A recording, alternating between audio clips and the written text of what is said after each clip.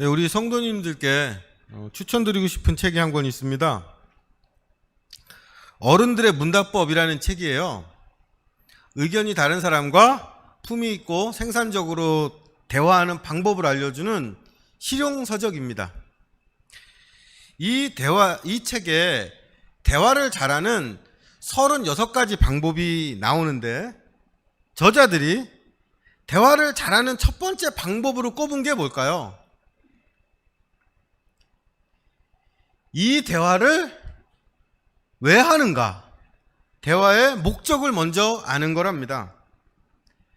의견과 주장이 다른 사람과 대화하는 걸 토론 혹은 논쟁이라고 하죠. 그런데 토론과 논쟁에는 중요한 차이가 있습니다. 목적이 다른 거예요. 토론은 서로 의견을 나누고 거기서 어떤 합의를 이끌어내는 게 목적입니다. 그런데 논쟁은 단어 그대로 자기 주장으로 전쟁하는 거예요. 내 주장과 논리로 상대방의 의견을 꺾어서 항복받는 게 목적인 거죠. 그러니까 대화를 잘 하려면 내가 지금 하는 게 토론인지 논쟁인지, 즉 이 대화를 통해서 어떤 합의점을 찾는 게 목적인지, 아니면 내 주장으로 상대방을 꺾고 항복을 받는 게 목적인지, 이걸 먼저 알아야 한다는 겁니다. 자, 그러면 부부 사이에 갈등과 문제가 생겨서 대화를 하면 이게 토론입니까? 논쟁입니까? 이건 토론이죠. 이건 토론이어야만 하는 겁니다. 상대방의 주장을 꺾는 게 목적이 아니라 새로운 합의점을 찾아서 관계를 더 발전적으로 만드는 게 목적이기 때문이죠. 대화를 하다가 그 말 같지 않은 소리 좀 하지 마라. 당신 어떻게 그런 생각을 할 수 있냐. 난 절대로 너를 이해 못하겠다. 이렇게 남편이나 아내의 주장을 묵살했어요. 이러면 대화가 끝나도 상대방은 무시당한 기분이 들고 감정이 상하고 얼굴도 보기 싫죠. 관계가 더 나빠집니다. 토론을 해야 되는데 논쟁을 했기 때문에 벌어지는 일이에요. 이와 달리 논쟁을 해야 할 때도 있습니다. 예를 들어서 과학자들이 새로운 연구 결과를 발표해서 기존의 학설을 반박할 땐 논쟁을 해야 됩니다. 지동설과 천동설로 대화를 하면 중간은 없는 거예요. 과학자들의 논쟁은 자신의 연구 결과로 자기 학설이 옳고 다른 학설이 틀렸다는 걸 증명하는 게 목적입니다. 이렇게 대화를 할 때는 토론을 할 건지 논쟁을 할 건지 대화의 목적을 아는 것이 중요합니다. 욥기는 4장부터 31장까지 욥과 세 친구의 대화로 이루어져 있습니다. 그럼 욥과 세 친구는 토론을 하는 걸까요? 논쟁을 하는 걸까요? 서로 다른 주장을 말하고 반박하고 또 여기에 대해서 재반박을 하는데, 이 과정에서 자기 주장을 바꾸고 상대방의 입장을 받아들이면 토론이고, 처음부터 끝까지 자기 주장만 내세우면서 상대방을 꺾으려고 하면 논쟁입니다. 욥과 세 친구는 토론을 할까요? 논쟁을 할까요?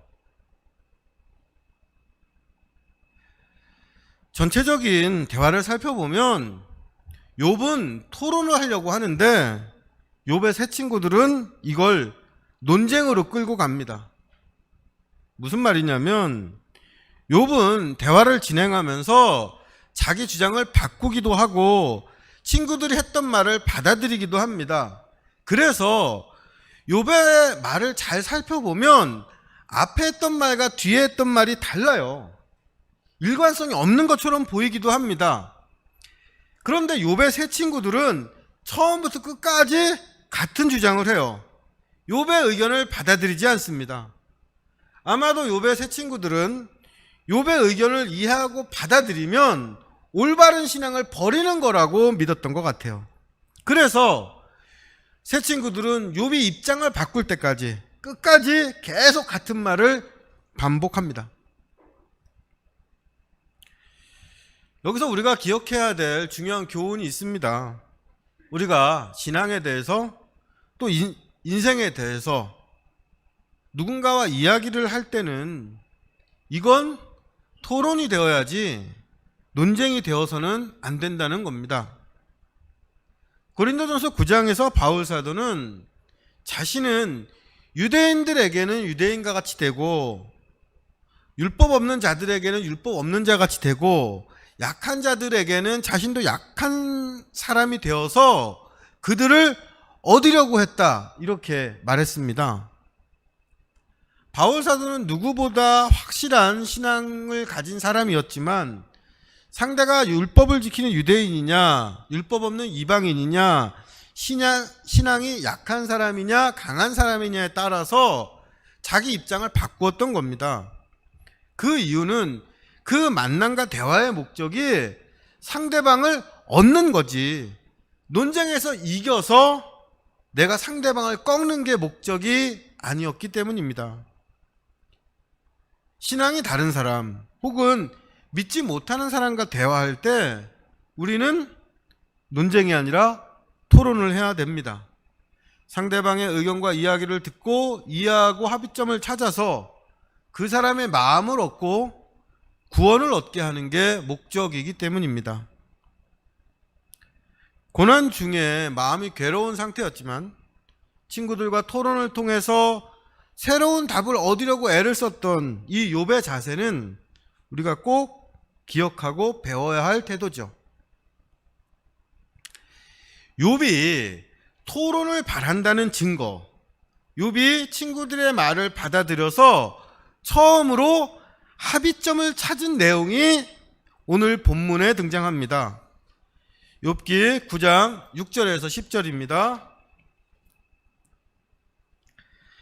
그가 땅을 그 자리에서 움직이시니 그 기둥들이 흔들리도다. 그가 해를 명령하여 뜨지 못하게 하시며 별들을 가두시도다. 그가 홀로 하늘을 펴시며 바다 물결을 밟으시며 북두성과 삼성과 묘성과 남방의 밀실을 만드셨으며 측량할 수 없는 큰 일을 셀 수 없는 기이한 일을 행하시느니라.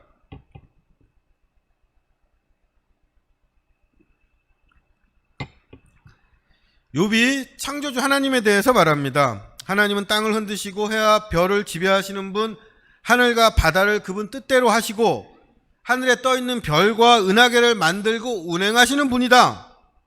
이렇게 말한 욥은 9장 10절에서 하나님은 측량할 수 없는 큰 일을, 셀 수 없는 기이한 일을 행하신다고 고백합니다.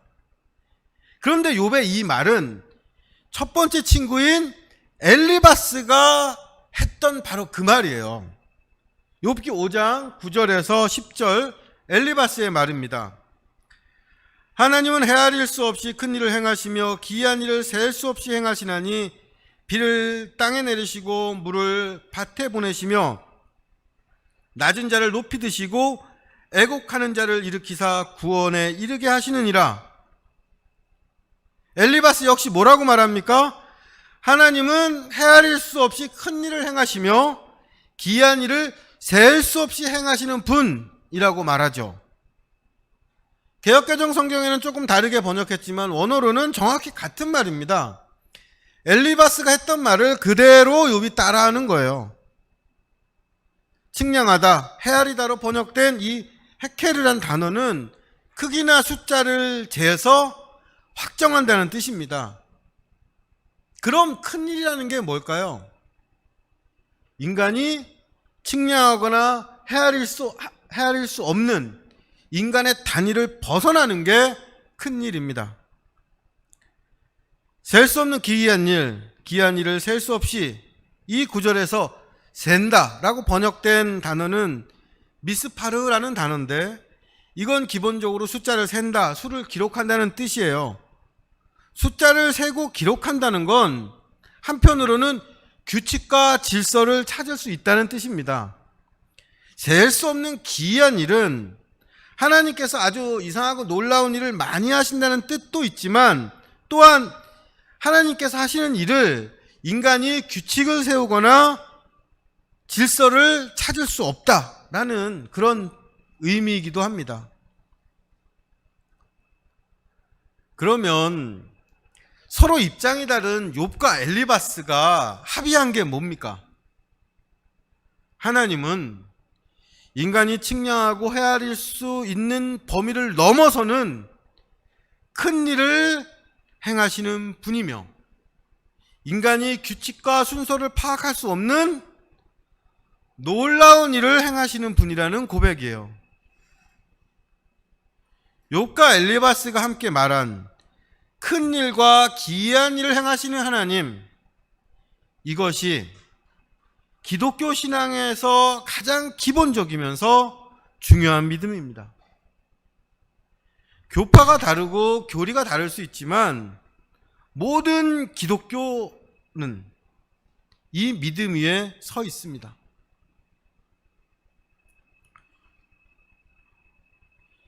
인류 역사에 기록될 아주 유명한 사진 두 장을 좀 보시죠.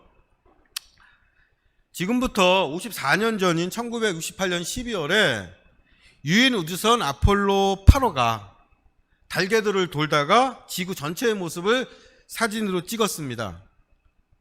떠오르는 지구라는 제목의 이 사진은 인류가 최초로 지구 밖에서 지구의 모습을 전체로 촬영한 사진입니다.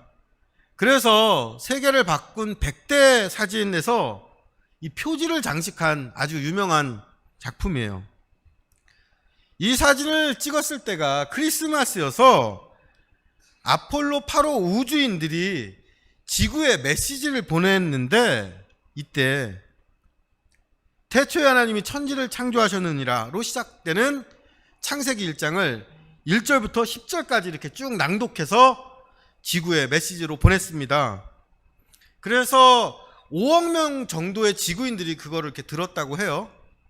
그런데 이때 이걸 들었던 무신론 운동가가 국가 공무원인 우주 비행사가 우주에서 특정 종교의 메시지를 전하는 건 이건 종교의 중립을 어긴 거다. 앞으로는 우주인들이 이런 일을 하지 못하도록 금지해달라. 이렇게 법원에 소송을 냈습니다. 아마도 이 무신론자 운동가는 우주 비행사들이 우주에 나가서 지구를 보면 창조주 신을 떠올리면서 계속 신앙적인 메시지를 보낼 거라고 생각했던 것 같아요.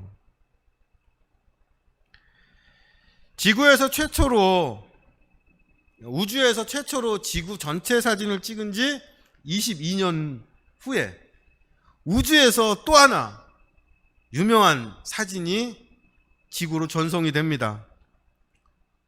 1990년 2월 우주 탐사선 보이저 1호가 61억 킬로미터 떨어진 곳에서 지구를 촬영한 거예요. 보이시는지 모르겠는데 이 사진에서 지구는 그냥 작은 점 하나입니다. 그래서 이 사진의 제목이 창백한 푸른 점이에요. 코스모스를 쓴 유명한 천문학자 칼 세이건이 이 사진에서 영감을 받아서 같은 제목의 책을 냈습니다. 이 책에서 칼 세이건은 천문학을 공부하면 겸손해지고 그전과는 다른 인격이 형성되고 인류의 자만심을 반성하게 된다, 이렇게 말했습니다. 참고로 칼 세이건은 무신론자였어요. 제가 그 내용을 그 주보에 써놨으니까 한번 읽어보시면 좋겠습니다. 하나님을 믿는 사람이나 믿지 않는 사람이나 이 세계에 인간이 측량할 수 없는 큰 일과 원인을 밝혀낼 수 없는 기이한 일이 있다는 걸 압니다. 우주를 탐사하는 우주인들도 눈에 보이지 않는 작은 세포와 원자를 연구하는 과학자들도 이걸 인정해요. 그런데 신앙은 이런 큰 일과 기이한 일이 있다는 걸 알고 인정하는 데서 생기는 게 아닙니다. 이런 큰 일과 기이한 일이 그냥 생겨나고 작동되는 게 아니라 하나님께서 창조하시고 움직이신다는 믿음, 다시 말하면 크고 기이한 일을 행하시는 하나님에 대한 믿음이 신앙이에요. 이런 의미에서 저는 완전한 무신론자는 없다고 생각을 합니다. 인류는 그 옛날 원시 시대부터 지금까지 또 학식이 아주 많은 사람이나 일자 무식의 사람이나 이 세계가 자신이 보고 이해하는 것보다 더 크고 신비하다는 걸 깨닫고 저 너머에 있는 초월적인 존재를 생각하기 때문입니다.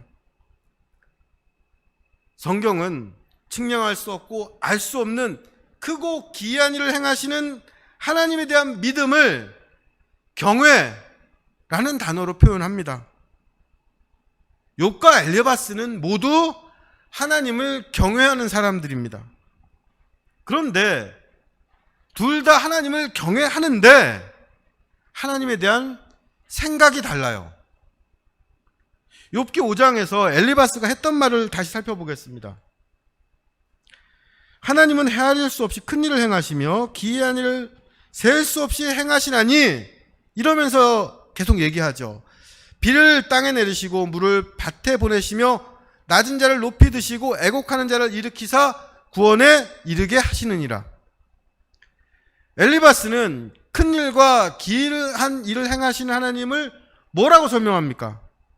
이 땅에 비를 주셔서 밭에 곡식이 자라게 하시고 우리가 먹고 살 양식을 주시는 선하신 하나님, 낮은 사람을 높이 드시고 슬피 우는 사람에게 힘을 주셔서 그들을 구원하신 분이라고 말합니다. 큰 일과 기이한 일을 행하시는 그 하나님이 나에게도, 인간에게도 선하고 의로우신 하나님이 된다는 고백이에요. 엘리바스의 이 고백이 가장 전통적이고 표준적인 신앙 고백입니다. 그런데 엘리바스와 똑같이 큰 일과 놀라운 일을 행하신 하나님을 고백했지만 욥은 엘리바스와 다른 말을 해요. 바로 뒷부분입니다. 욥기 9장 11절 12절입니다. 그가 내 앞으로 지나시나 내가 보지 못하며 그가 내 앞에서 움직이시나 내가 깨닫지 못하느니라. 하나님이 빼앗으시면 누가 막을 수 있으며 무엇을 하시나이까 하고 누가 물을 수 있으라. 욥도 큰 일과 기이한 일을 행하시는 하나님을 고백합니다. 그런데 그 하나님이 내 앞을 지나가셔도 나는 보지 못하고 내 앞에서 움직이셔도 나는 깨닫지 못한다. 나는 하나님을 알 수 없다고 말해요. 하나님이 빼앗아 가시면 안 된다고 막을 수도 없고 하나님께 뭐 하시는 겁니까? 물어볼 수도 없다고 말합니다. 같은 신앙 고백을 했지만 욥은 엘리바스처럼 하나님을 말하지 못해요. 비를 내려주셔서 내 밭에 곡식을 자라게 하시는 분, 나를 일으켜서 구원하시는 그런 하나님으로 고백하지 못하는 겁니다. 제가 가장 자주 듣는 신앙의 고민은 저에게 하나님이 멀리 있습니다. 하나님을 머리로는 알겠는데 마음으로 믿지 못하겠어요. 하나님이 도대체 나와 무슨 상관입니까? 이런 고민입니다. 지금 욥이 하고 있는 게 바로 그 고민이에요. 재난과 질병과 병을 겪으면서 욥은 큰 일과 기이한 일을 행하신 하나님은 믿는데 그 하나님이 도대체 나랑 무슨 상관이냐 고민하는 겁니다. 큰 일과 기이한 일을 행하시지만 내 삶은 돌아보시지 않는 하나님, 내가 보지도 못하고 깨닫지도 못하고 항의할 수도 없고 물어볼 수도 없는 그 하나님이 나와 무슨 상관인가? 욥은 우리가 감춰두고 있는 신앙의 어두운 부분을 대신 말해주면서 하나님과 인간의 관계를 근본적으로 고민하게 합니다.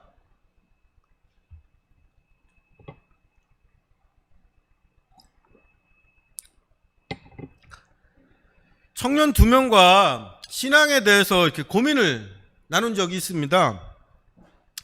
한 청년이 저에게 평소 교회에서는 잘 하지 않는 질문을 한 거예요. 목사님, 하나님은 제가 누구랑 자는지 관심 있으실까요? 이런 질문이었습니다. 갑자기 훅 치고 들어오는 질문이라서 제가 좀 당황했죠. 교회에서는 주로 새벽 이슬 같은 순결한 청년에 대해서 이야기를 하지 미혼 청년의 성생활에 대해서는 거의 이야기를 하지 않습니다. 그런데 현실에서도 현실에서 이 교회 청년도 그 시대의 다른 청년들과 크게 다르지 않은 욕망과 경험을 갖고 있죠. 그렇죠, 김태인 성도님? 왜 웃으세요? 네. 하나님은 어떤 청년이 누구랑 자는지 그 청년의 성생활에 관심이 있을까요? 제가 이 질문을 받고 그 청년에게 다시 물어봤어요. 하나님이 네가 누구랑 자는지 너의 성생활에 관심을 가지시면 좋겠니? 그랬더니 아니랍니다. 하나님이 그런 데까지는 신경 안 쓰시면 좋겠대요. 자기는 결혼 전까지는 자유롭고 싶다고 했습니다. 얘기를 좀 더 해보니까 이 청년은 자주는 아니지만 가끔 원나잇 데이트를 하기도 하고 결혼을 생각하지 않는 파트너와 관계를 갖기도 한대요. 이러다 문득 하나님한테 벌 받는 거 아닌가? 하나님이 다 보고 계신 거 아닌가? 이런 생각이 들기도 하고, 한편으로는 성인이면 이 정도 다 하는 거 아니야? 하나님이 이런 것까지 신경 쓰시겠어? 생각하기도 한답니다. 그런데 이때 함께 얘기를 듣고 있던 다른 청년이 끼어들어서 하나님이 제발 내 성생활에 관심 좀 가져주셨으면 좋겠다, 이렇게 말하는 거예요. 이 청년은 아직 경험이 없는데 이게 뭐 자랑스럽고 뿌듯한 게 아니라 자신이 이성에게 매력이 없다는 표시 같아서 부끄럽고 다른 친구들 얘기를 들으면 부럽고 초라해진다는 거예요. 하나님이 자신이 얼마나 외로운 마음을 보내는지 제발 좀 관심 좀 갖고 파트너 좀 보내주셨으면 좋겠다. 이게 다른 청년의 이야기였습니다. 이러면서 얘기가 더 진행됐는데 이 청년들과 무슨 얘기를 했고 또 어떤 결론을 내렸는지는 뭐 민감하고 또 개인적인 문제라서 다 말씀드리긴 어려울 것 같습니다. 제가 이 이야기를 통해서 말씀드리고 싶은 건 하나님과 나와의 관계가 간단하지 않다는 거예요. 하나님과 우리의 관계는 아주 많은 부분에서 이중적이면서 한편으로는 우리 욕망의 지배를 받고 있습니다. 하나님께서 우리의 작은 신음과 기도를 들어주시고 하나님께서 우리를 눈동자와 같이 지켜주십니다. 이 말에 우리는 모두 아멘 하면서 진심으로 그러길 바라죠. 그런데 하나님께서 우리의 은밀한 욕망이나 드러내고 싶지 않은 사적인 비밀을 다 지켜보시고 통제하길 원하냐? 이렇게 물어보면 그건 곤란한데요. 부담스럽습니다. 하나님께서 꼭 그러실 필요가 있을까요? 이렇게 말을 합니다. 하나님이 내가 누구랑 자는지 관심 있으실까요? 여러분은 이 질문에 뭐라고 대답하시겠어요? 이 질문에 대한 저의 대답은 관심 있으시다입니다. 작은 신음과 기도를 들어주시는 하나님은 내가 다른 사람을 유혹하는 소리와 숨겨놓은 욕망도 들으십니다. 눈동자처럼 나를 지켜보시는 하나님은 나의 은밀한 사적인 영역도 지켜보세요. 그런데 그 하나님은 큰일과 기이한 일을 행하시는 하나님입니다.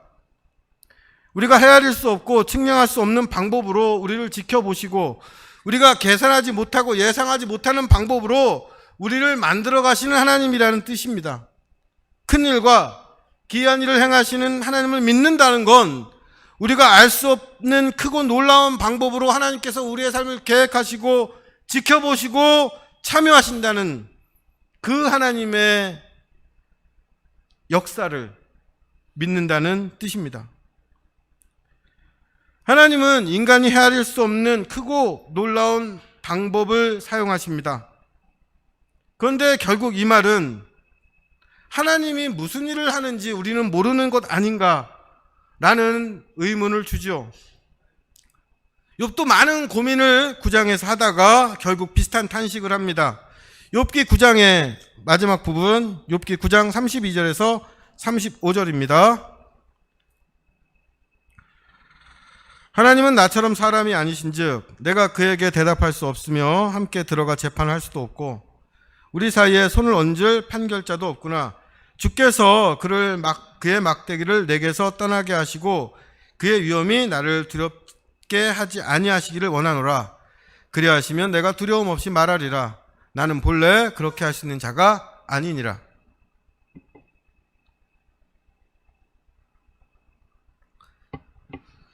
욥은 하나님은 사람이 아니라는 걸 압니다. 큰 일을 행하신 하나님께 대답할 수 없고 기이한 일을 행하신 하나님께 따질 수도 없습니다. 하나님은 멀리 떨어져 있고 나와 상관없는 분 같습니다. 그래서 답답하죠. 이런 상황에서 욥은 하나님과 자신을 이어줄 어떤 사람, 판결자가 있으면 좋겠다고 바랍니다. 여기서 나오는 판결자는 법정에서 원고와 피고 사이에서 사실관계를 묻고 따지는 사람, 억울한 일이 없도록 변호해주는 사람이란 뜻입니다. 욥은 하나님과 자신 사이를 이어주는 누군가를 바랍니다. 하나님과 자신의 손을 잡고 자신에게는 하나님의 크고 놀라운 일을 알려주고 하나님께는 자신의 억울하고 안타까운 심정을 알려주는 하나님과 자신을 이어주는 누군가가 있으면 좋겠다. 만약에 그런 사람이 있으면 내가 하나님이 막대기로 나를 때리시면 어쩌나, 하나님이 나를 무섭게 대하시면 어쩌나 하는 그 두려움을 버리고 하나님께 솔직하게 모든 걸 다 말씀드릴 텐데 라고 말합니다. 그런데 욥에게는 이렇게 하나님과 자신 사이에 손을 얹어줄 중재자가 없습니다. 이게 구약이에요. 욥이 바랐던 그 중재자가 나타나고 밝혀지는 게 신약입니다. 디모데전서 2장 5절입니다. 하나님은 한 분이시오. 또 하나님과 사람 사이의 중보자도 한 분이시니 곧 사람이신 그리스도라. 하나님께서는 하나님과 인간 사이에 사람으로 오신 하나님의 아들 예수 그리스도를 중보자라고 세우셔서 욥이 그토록 바랐던 중재자, 하나님과 인간 사이를 이어주는 중재자를 우리에게 허락하셨습니다. 고린도후서 4장 6절입니다. 어두운데 빛이 빛이라 말씀하셨던 그 하나님께서 예수 그리스도의 얼굴에 있는 하나님의 영광을 아는 빛을 우리 마음에 비추셨느니라. 태초에 빛을 만드신 그 하나님, 큰 일과 기이한 일을 행하신 하나님께서 예수 그리스도를 통해 우리에 대한 그분의 사랑을 확증하셨고 우리가 알 수 없는 하나님을 예수 그리스도의 얼굴을 통해서 알려주셨습니다. 이로써 크고 놀라운 일을 행하시는 그 하나님은 우리와 상관없는 하나님이 아니라 예수 그리스도를 통해서 우리의 아버지 하나님이 되어주셨습니다. 요한계시록 15장 3절입니다. 하나님의 종 모세의 노래 어린 양의 노래를 크게 불러 이르되 주 하나님 곧 전능하신 이시여 하시는 일이 크고 놀라우시도다. 만국의 왕이시여 주의 길이 의롭고 참되시도다. 결국 온 세상이 예수 그리스도를 통해서 하나님께서 하신 크고 놀라운 일을 찬송하게 되는 것이 요한계시록을 통해서 우리에게 보여주시는 종말 완성된 모습입니다. 욥기 9장을 통해서 기독교 신앙이 무엇인지 확인했으면 좋겠습니다. 기독교의 신앙은 크신 일과 기이한 일을 행하시는 하나님을 믿는 겁니다. 그런데 이 하나님은 우리와 상관없는 하나님이 아니라 크고 놀라운 방법으로 우리의 삶을 이끌고 창조하시는 하나님이십니다. 하나님께서 하신 가장 놀랍고 기이한 일은 예수 그리스도를 통해 우리를 향한 그분의 사랑을 확증하시고 예수 그리스도를 인간과 하나님 사이를 이어주시는 중보자로 삼으신 일입니다. 우리에게는 욥이 그토록 바랬지만 얻지 못했던 놀라운 은혜가 있습니다. 예수 그리스도입니다. 예수 그리스도를 통해 큰일과 기이한 일을 행하신 하나님을 우리에게 크고 놀라운 사랑을 베푸시는 하나님으로 깨닫고 중보자이신 예수 그리스도의 이름으로 우리의 모든 슬픔과 욕망과 안타까움을 하나님께 두려움 없이 말할 수 있기 바랍니다. 고난 중에 있던 욥이 그토록 바랬던 바로 그 일입니다. 크신 일과 기이한 일을 행하신 하나님께서 예수 그리스도를 통해서 그분의 크고 놀라운 사랑과 인도하심을 보여주시고 우리의 기도와 간구를 들어주시길 간절히 바라고 축복합니다. 말씀 기억하시면서 기도하는 시간을 갖죠.